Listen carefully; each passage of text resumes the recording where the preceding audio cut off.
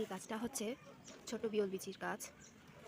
দেখুন মোটামুটি বড় হয়েছে, কিন্তু এই গাছের একটা সমস্যা হচ্ছে কি এখানে পিঁপড়া হয়েছে। দেখুন প্রচুর পিঁপড়া হয়েছে, আর গাছটা সাদা সাদা কী কতগুলো হয়েছে।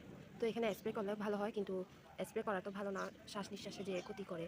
তো স্প্রে না করে এখানে চুলা ছাই দিব। এখন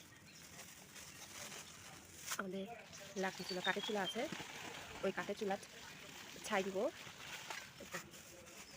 যেন এটা পোকামাকড় যা আছে তা না হবে। তার জন্য এখানেও ছাই দিব। ওই আরেকটা জায়গায় একটা এখানেও ছাই দিব। আমি বাগানে কাজ করতে আসছি, তো সে কারণে গুলু আমার সাথে আছে।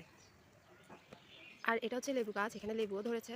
তো এখানেও ছাই দিব যেন কোনো পোকা আক্রমণ করতে না পারে মতো।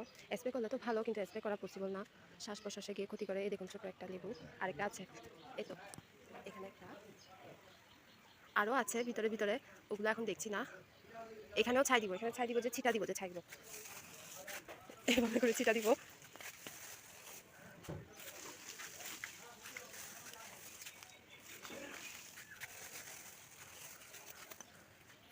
ওই উপরে আরও আছে দুইটা। আসলে গাছ লাগালে হয় না, গাছের যত্ন নিতে হয়। এই দেখুন ছাই দিয়ে, এখন ছাই ছিটা দিয়েছিলাম, এগুলো আছে পাতা পাতায়, অন্তত পোকায় ধরতে পারবে না। রাসায়নিকভাবে না দিয়ে প্রাকৃতিকভাবে ঘরোয়াভাবে গাছের যত্ন নিচ্ছি। স্প্রে করা তো ভালো না, শ্বাস প্রশ্বাসে গিয়ে ক্ষতি করে, তাই ছাই দিচ্ছি। ছাই দেওয়ার ফলে একটু লেবু গাছটা দেখা যাচ্ছে, নাহলে আগে আরও খুব বাজে অবস্থা ছিল লেবু গাছের, এর আগেও দিয়েছিলাম। তো এটা হচ্ছে আমার দ্বিতীয়বার, সেটা আপনাদের সাথে শেয়ার করছি।